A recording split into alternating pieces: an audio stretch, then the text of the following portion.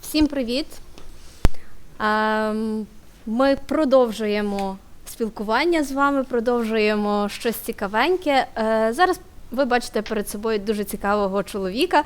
Зараз я вас з ним познайомлю. Це є віце-президент Kongregate та екс-генеральний директор Zynga Джим Стерн, про якого ми вже згадували сьогодні. Джим має 25 років досвіду розробки мобільних і комп'ютерних ігор, які перевищили 100 мільйонів завантажень та 100 мільйонів доларів річного доходу. Суми значні. Його лекція «How to work with publishers» зараз буде на нашому джемі. Ви дізнаєтесь, як працювати з паблішерами та досягти бажаного результату. Джим розповідатиме англійською. Надіюся, це не складе для вас великих проблем. So, Jim, I'll give you the floor. Have fun. Thank you. All right, let me go ahead and share the presentation here. Okay, so I got my name and I heard Kongregate in there, but I didn't understand the rest. So let me go ahead and introduce myself and what I'll be talking about today. I want to go through how best to work with publishers. And in terms of my background and why this is relevant to me, just wanted to give you a little bit of history. I've been in the games industry for about 25 years, have been at places like Kongregate, iWin, 3DO, and now at Kongregate. And I've done a number of deals internally and externally with second, third-party developers, identifying who to work with, why do we want to work with them, and in different capacities. So in some cases, it's in art only or QA. Sometimes it's full development, sometimes live ops. And I've taken it further also to evaluate the companies that we've worked with and figure out whether we want to acquire them. And if we do, how do we integrate them into our system? So that kind of gives you a little bit of history of my background with this particular topic. And happy to talk through any of these slides as we go through with any questions. So the agenda for today is to go through publishing opportunities, which ones are out there, why would you consider different ones? There are many different kinds to choose from and different ways to set them up. Making sure that you showcase your strengths so that you put yourself in the best opportunity to set up with a publisher or a developer of sorts. How do you consider proposals? What's important to you? What is important to the publisher? And what types of things should you do to figure out how to work best with the publisher from the get-go? And then finally closing the deal with it. So once you've actually identified that you want to work with them, they want to work with you, what terms should you put into place? Why do you put those in there? And what kind of leverage do you actually have? And then taking that one step further, after you've closed the deal, managing the relationship, because it's not just about doing one contract, it's about a longer term deal, potentially with that game being live ops, doing another deal, as I'll talk about a little bit further down the road. It's also about doing other opportunities with the company, which we've done in many cases. So starting off here, what kind of opportunities are there? There are work to hire ones. This is one typically where there is no royalty in place. This can be something that is set up where it is milestone-based. So you get paid by each milestone that's approved. It can be set up where it's a retainer. And by that, I mean that you would have a monthly set fee. This is one that you would get regardless of the approvals and different reasons why you might have those set up. And I'll go through those in a little bit more, a little bit later in the presentation. Co-development. This is one where you can work with a development publisher who may work with you side by side, even though you may be in a different country, different languages, different time zone, different responsibilities, but sharing a lot of the code and the work and making sure that you actually have the ability to get the product in a high quality. There are second-party titles. And I differentiate second and third party titles this way. Where a second party title is typically something that a publisher wants to do. They may already have the design in place, they have a vision for it, they may even have code from an existing game, but they need somebody externally to do everything for it. So all of the development, the art, the sound, the QA, but working more where it's their product, the publisher's product, where they want it. Third party is more where they may hire an external developer to come up with and actually do the everything from soup to nuts, do the design, retention, and everything else there. Um, considerations that you're going to want to take into uh, consideration as you go through this is what type of game is this? Does it fit within your wheelhouse? Is it a casual game? Is it a mid-core? Is it a hardcore game? What is it console? Is it mobile? Is it PC? Are you looking at doing a you should make sure that as you're looking for these relationships with the publishers, that you're leaning into both what your strengths are and the direction that you want to go. Want to make sure that the relationship is as flexible as you can be. I've worked with one company where we started out as a second party title developer. We came up with the concept. We had them do all of the development, all of the art, and the relationship worked out so well that other teams within the company wanted to use them, but in different ways. One of them wanted to get a live ops developer set up. Somebody else wanted to embed a couple of developers directly on their team. So because that relationship worked so well, and we knew that we had a good trust and a good system in place, we found other ways to incorporate them within the company. Um, and then be aware also that this may not be the game that you want. It may not be a game that is successful, or it may even be killed along the way. You have to take that into account as you're putting together the bid and the contracts so that it protects you in terms of what you want to do, but just being aware of the constraints that the publisher may have as well. So this next section that I want to go through basically is how to get this contract together. What do you want to consider? Again, closing the deal, managing the relationship. It's all connected. So I wouldn't take any of these just as one kind of single point of view, but you want to make sure that the relationship is really strong in all aspects of this, whether it's the communication piece, setting up expectations, the quality, how you negotiate the contract, all of that will set the stage for how strong the relationship can be and where you go in the future. If it's broken in any one of those cases, these puzzle pieces essentially will be removed and it'll be much harder to have that kind of a publisher developer relationship. So to start off with, when I look for a publisher, sometimes a developer, I will talk with people in the industry, find out who they know of that's good to work with. I will do a search on my own on the web and identify who is strong in a particular area. If I'm doing a mobile game that's casual, that works with an IP, some sort of intellectual property, I'll do my research there as well. And I'll go through people's websites to validate any of the assumptions, direction that I want to go, just to make sure that it's the right developer, just contact initially.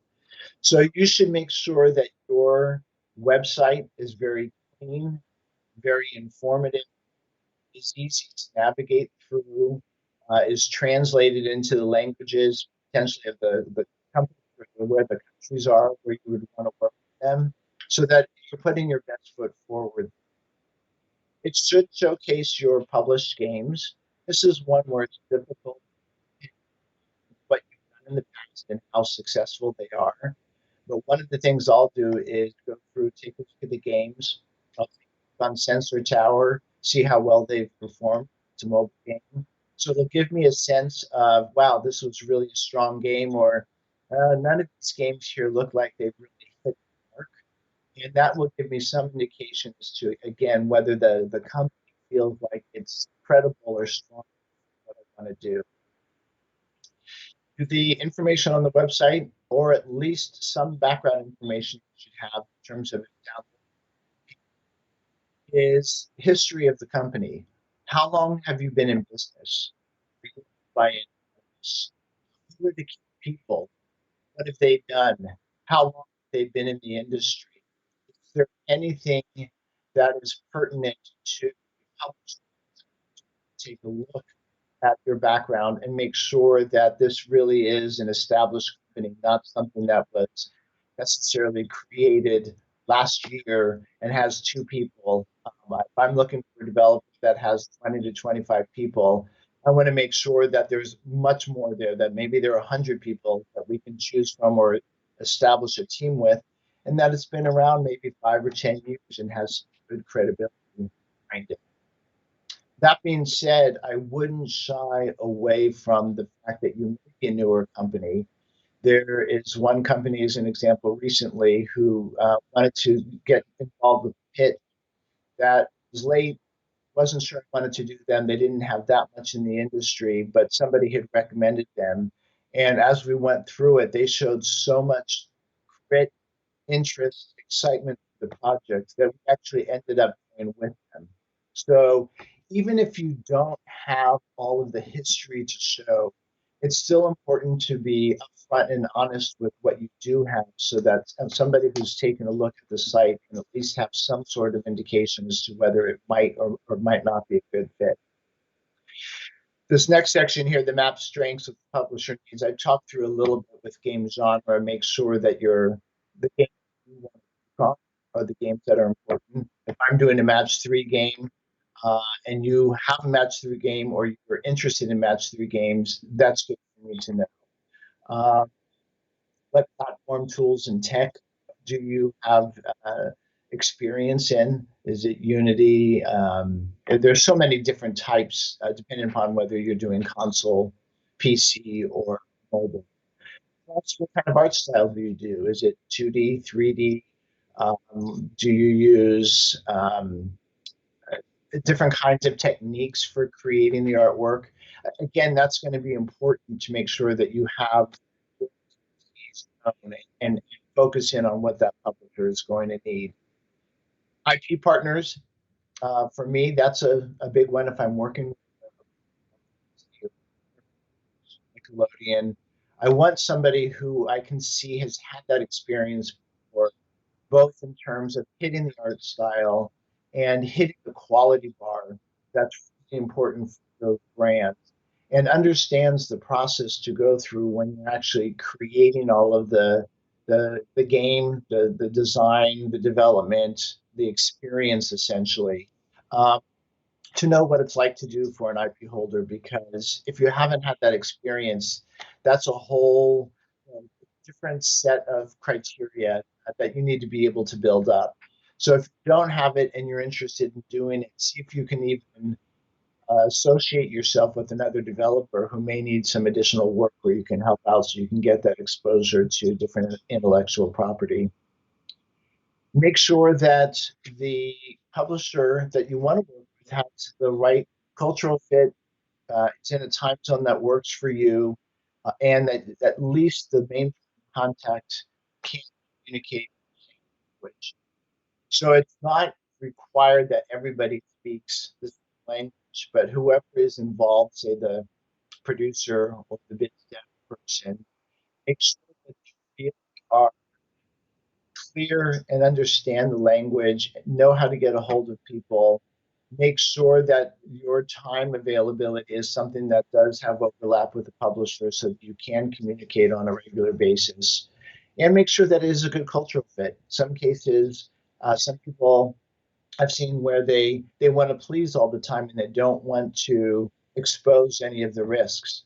And then there are other folks who say, oh, we completely need to expose everything so that you know what's in front of you, you know where we're behind, And those type of differences are important, again, to make sure that you're matching it up appropriately with the publisher that you want to go with.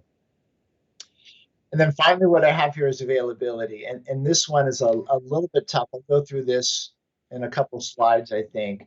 But I may be looking for a developer that I want to start next month. And in my head, I really want to make sure that I start next month.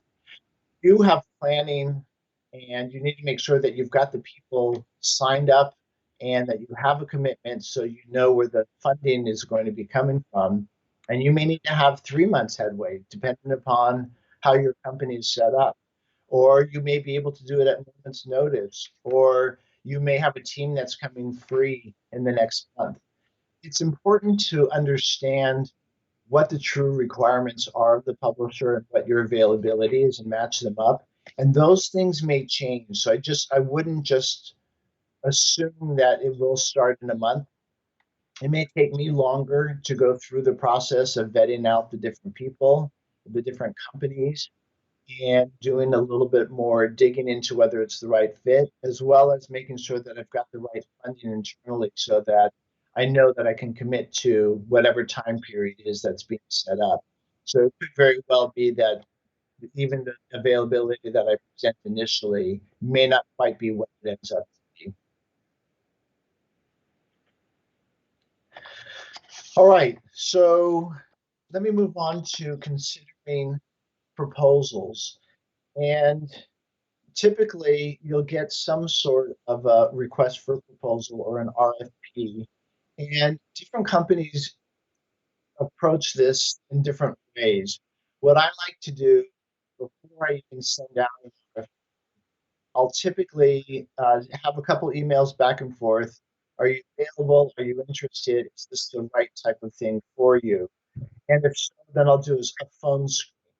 I'll ask some very specific questions about the company background, availability, interest. If there's any conflict of interest, I want to make sure that I'm not divulging any information or names that I want to have developed and find out that you're working on a similar game and we can't work together. So I typically will have some sort of a phone screen initially, 15, 30 minutes, and just kind of gauge something we want to go through. Then I'll send out, if that passes through where, yes, it makes sense, looks like it could be a good fit, I'll send out an RFP. This is where I will ask for more specific information. Some of it may be specifically from the website, but if it's not, I do want to get more information. I want to provide information on the scope and the requirements for the project so that we can get better understanding something that works for us. It may not, and it's okay to say no as well. Or no reason I don't have the staff right now. This is not my area of expertise. I can find other folks who can help out, but it's good to know upfront what those requirements are. And I will put together some sort of a sample test. And typically this will be for art. I want to make sure that the art style is something that I'm interested in seeing. I'll give you guidelines for it. Maybe something that's IP related. We'll have you do it. If it's a character, it may have UI, UX involved with it, and maybe even background. And I'll typically go through one iteration. I will have my art director mark up with all sorts of red lines and then send it back to you. I do this for a number of reasons. One is I want to see, do you get what I'm looking for? Do you understand the direction and the that I'm looking for in this particular set of changes? How well do you communicate? Do you have questions on it? Did you understand all the changes that I had asked for? How quickly can you come back? Is this something that you can turn around within a couple of days, or is it a couple of weeks? That will give me some indication of what it's like to work as a partner, which is why it's important. And then taking a look at the changes. Did it hit the mark? Did it hit what I was looking for? The next thing I'll do is ask for budget. And this is something where it depends upon the project, but I want to see both how you would uh, set up the resources, which disciplines would you have, how many, how would you ramp them up, why. And this could be something where the budget may seem really small. You may put together a budget that is a very small proposal, and to me that may be good or it may be bad. Maybe something where I think, wow, you need to have 2 times or 3 times the number of people in the project, or you need to ramp up more quickly. So for me, it's a good way of understanding how you envision the product, how you envision the process and the resources, and then how much is it going to cost to do all of that. Typically, I also like to see what is the monthly breakdown on a discipline basis, just to get a better sense of what is the charge if I need to remove, or what kind of impact would that have on the project. Availability, we've talked about before already. And then the communication. This, to me, is one of the key things with the request for proposal. I've been in situations where I don't hear back from a developer for a couple of weeks, where I may have somebody who responds immediately to my email requests. And while that may not seem important, what's important to me is, are the developers taking this seriously? If there are issues, can we make sure that they're getting done? What kind of impact would this have on any deliverables? If I'm having a dialogue and I'm expecting something back in the next couple of days, that that's reasonable, done here for a couple of weeks, then it gives me a little bit of concern as to whether this is something that I should expect with how the relationship will end up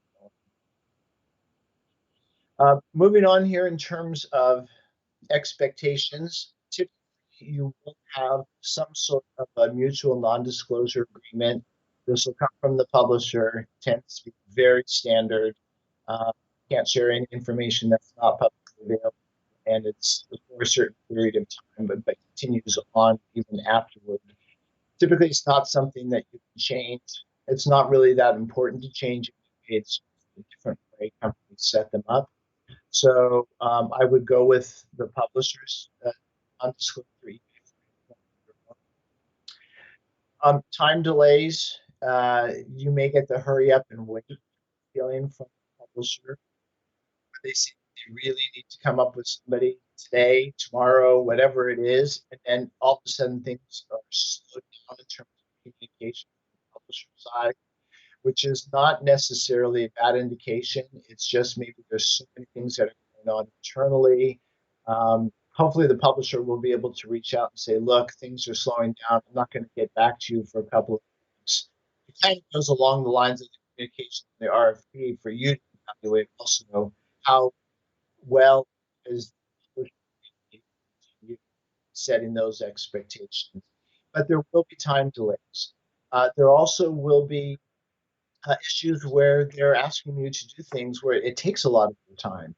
You need to evaluate the publisher. You need to evaluate your team. If they're requesting a test, whether it's art, development, design, is that budget on you?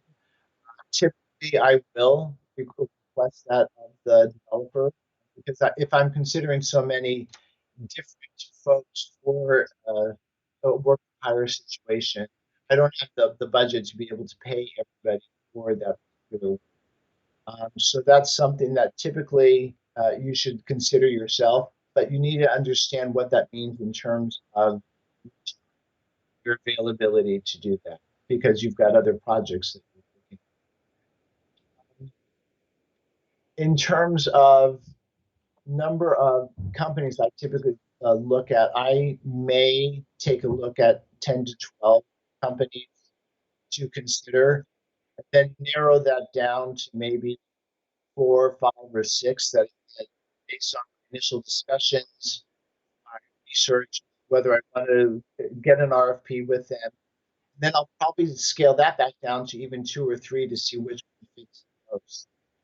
I don't like to do a wide net of 25 companies. I don't have the time. That's a lot of time on the developer. It makes it much less of a chance that they will get the contract. But it's always a good question, I think, to ask the publisher how many different companies are you considering, what's the time frame, and what are the criteria for choosing the particular developer. Um, if it's somebody I haven't worked with before, I want somebody who's going to provide me the AAA team. I don't want just the team that's available that may be a B or a C. And it will establish sort of expectations forward. So if I got a C team, where the quality's not good, the communication's not good, the deliverables are continually late, then I likely won't work with that developer again. And it's a big ask because everybody wants the AAA team. So you have to figure out how to make sure that you're assigning the appropriate team based on the size of the project, the opportunity, the publisher, the relationship that you want to go after.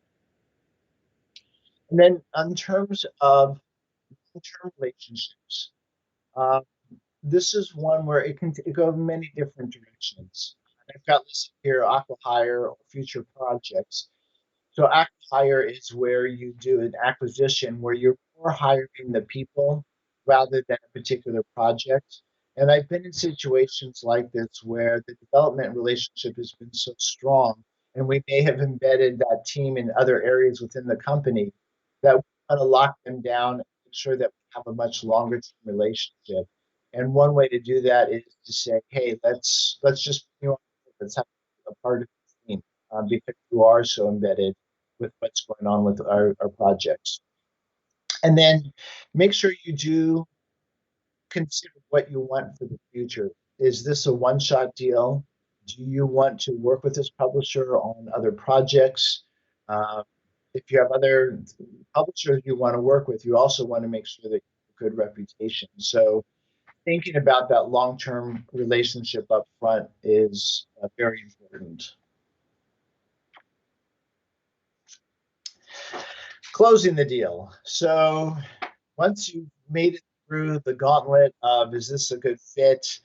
Is do I have I filled out the RFP? Have they decided to move forward with me?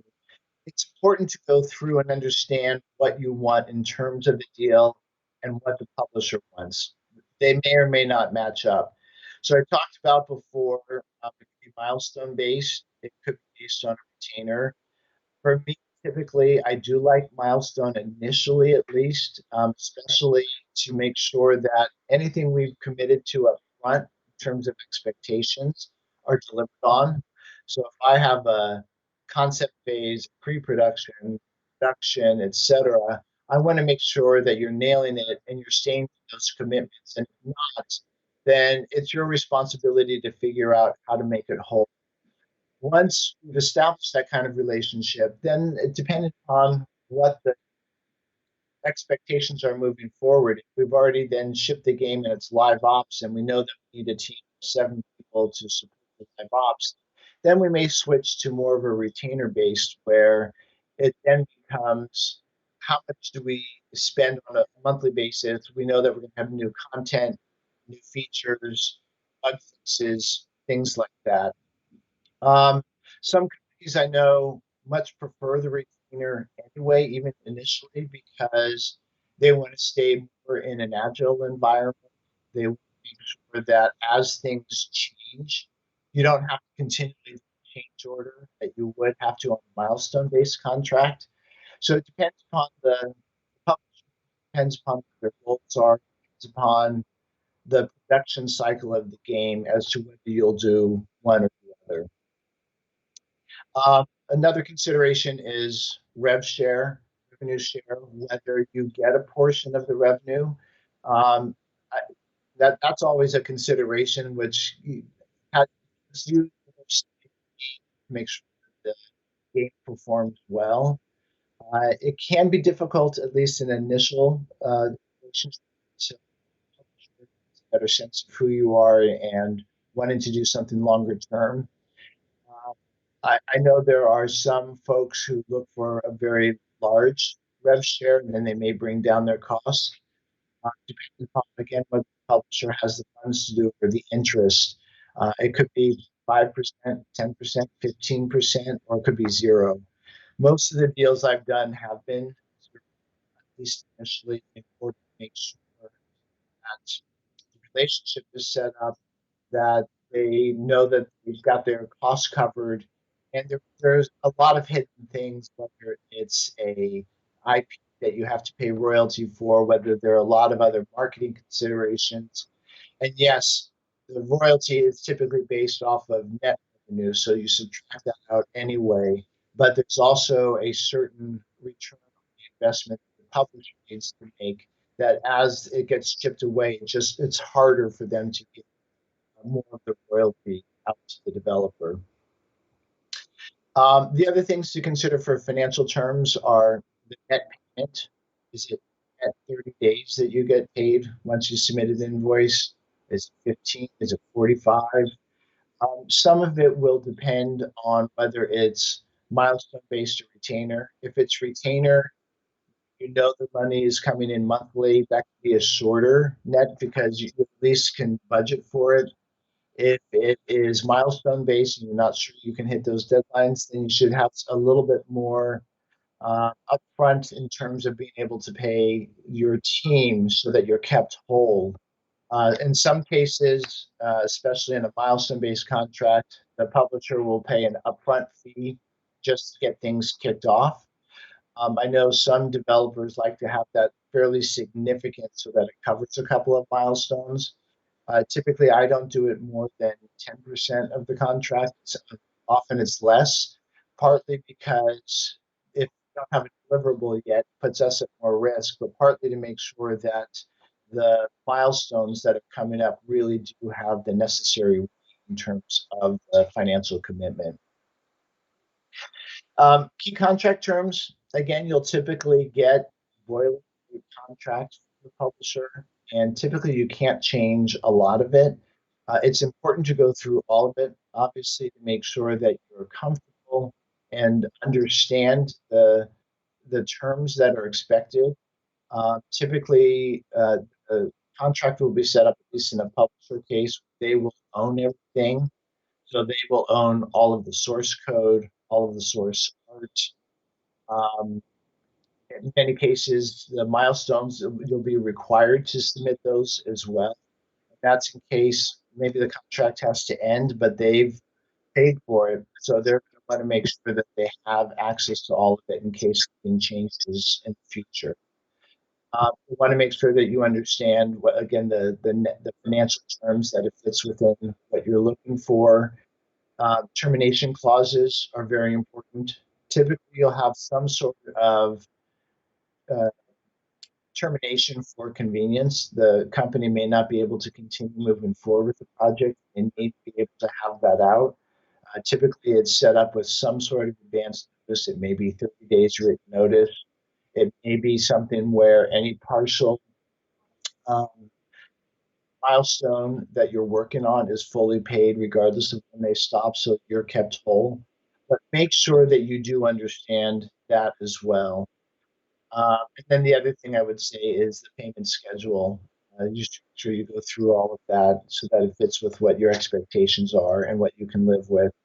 The rest of it, again, is going to be more of boilerplate that you won't be able to change, and you just have to decide whether it's worth it or not to go with that publisher. If there are things that you're really not happy with and you're not able to negotiate. Ownership, again, I've mentioned this before, this is more that the publisher will own everything from the art to the development.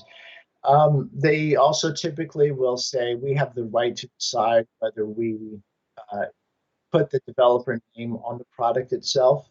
So that's something that you can try to negotiate up front. It may be something that they say you we have the right to decide that, and you can't acknowledge any work done with us until the game has actually been published.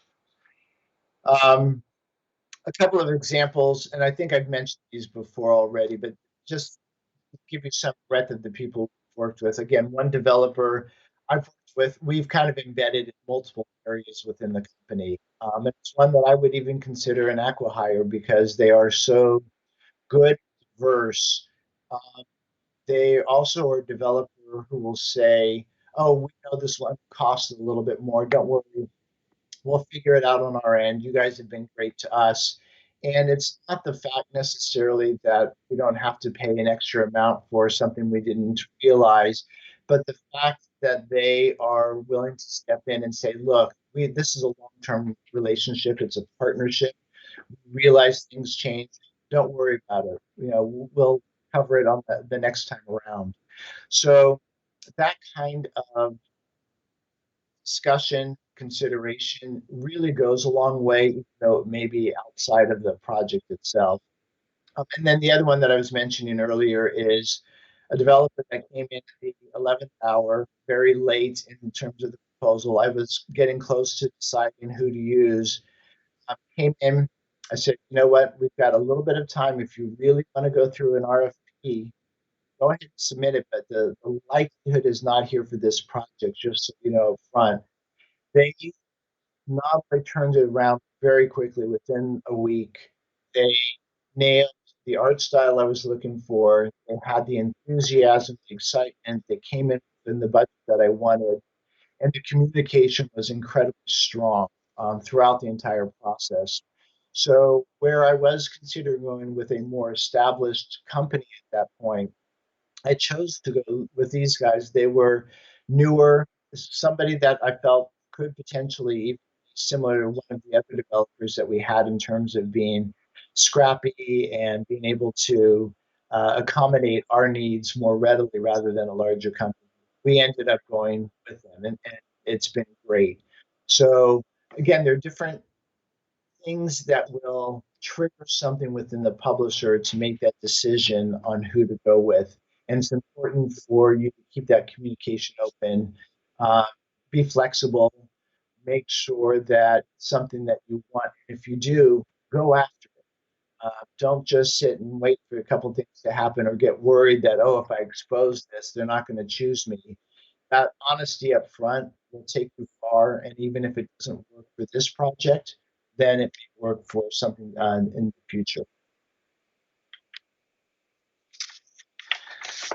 Managing the relationship.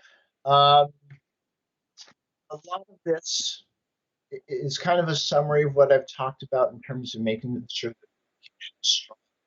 But know what channels that you want to go through. Is it Slack? Is it Jira? Is it email? Is it the weekly calls? Whatever it is, make sure that you set something up so that the communication is strong and it goes in both directions.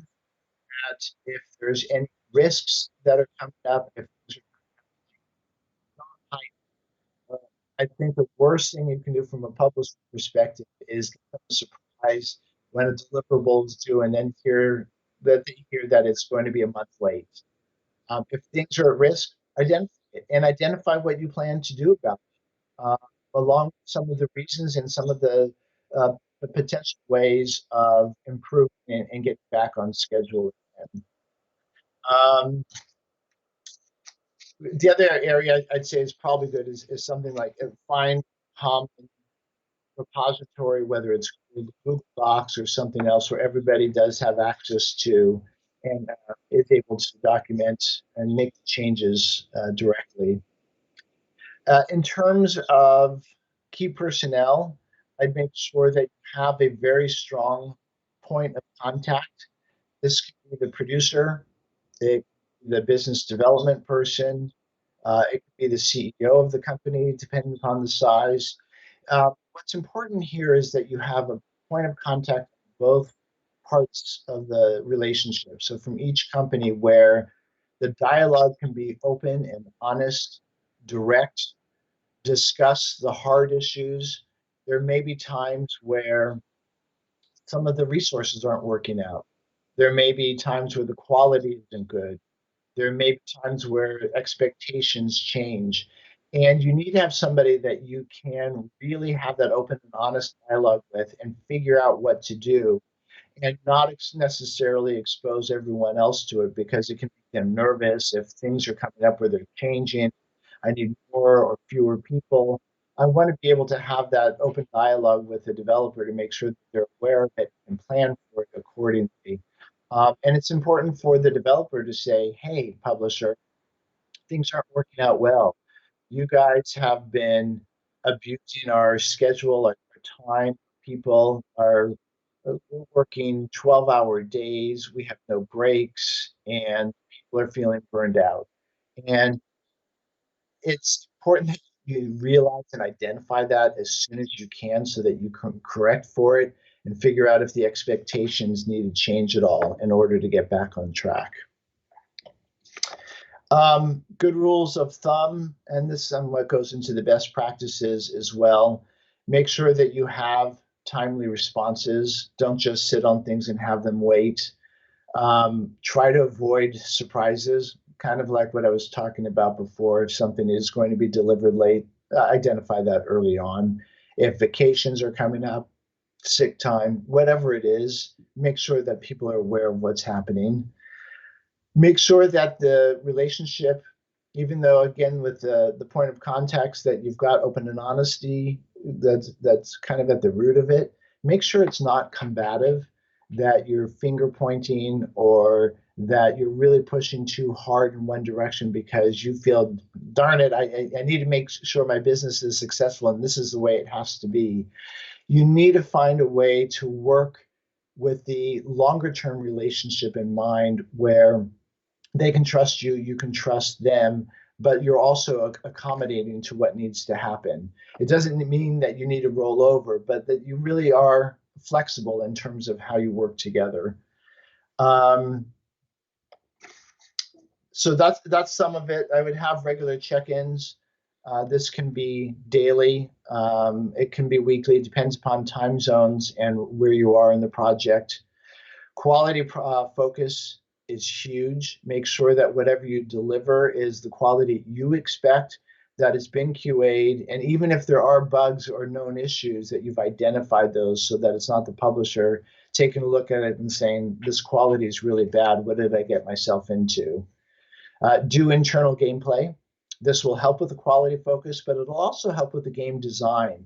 Are your people connected with it? Do they like it? Do they not? What's not working for them? And even though a publisher may have very strong direction of where they want to go with the product, getting that feedback and getting it early on is helpful. They can decide what they want to do with it, if anything, but at least you have some sort of credibility and some reasons for giving that feedback based on what's going on internally. And then do what it takes to succeed. You may have to go the extra mile. It may be getting a couple more resources on board. It may be delivering things early. It may be coming up with creative solutions. But you want to make sure that you're doing what is needed and not just step back and say, this is not my responsibility. This is not my problem. Because again, this relationship is not just a one-time deal, but this is something that is typically ongoing, and you want to build on that. And then finally, getting here to the end of the presentation, conclusion, everything really does fit together, as I mentioned at the beginning. And if you are missing any of these pieces, it can be critical and detrimental to the relationship, either for this project or a future one. You do want to make sure that you are matching the opportunities appropriately. So what are your interests? What are your strengths? Where do you want to go? Match that with where the publisher is. It may not be 100% fit, and in most cases it won't be. But for those pieces that are important for you, make sure they are the right fit. Because if it's not, the relationship won't go well. It may even end early and not have future projects with it. Secondly, cultivate the relationship. Even if you're not signing up with a project for this particular request for proposal, that a relationship and checking in on a periodic basis. How can I help you? I see you've got things going on. It's important to make sure that you continue on with that, whether you have started a project or not, because you never know where the potential is down the road. I touched on this one a little bit earlier, budget time for RFPs. They're not small tasks. And the publisher knows that. Even if it's a small deliverable, it takes a lot of time on your part to put together the proposal, to consider what needs to go into it, to do any of the art tests, dev tests, making sure that you are communicating with the publisher. And you need to budget that time up front. Be flexible with the contracts. You know, again, it's typically the publisher's contract that you'll be using, and there will only be certain areas that they will be able to negotiate. You'll need to figure out whether that's something you can live with or not. But the more you can be flexible, the better it'll help with cultivating the relationship from the point above. And then finally, this last one, I know I've hit on it a few times, but to me, it is of utmost importance is communication. Make sure that communication is strong. Make sure that you have that conduit that is open and honest. Make sure that it's frequent. Make sure that there is no second guessing of what's going on behind closed doors. The more you can have that open dialogue, the better the relationship is going to be. So that's it for the presentation. Answer any questions or go from there.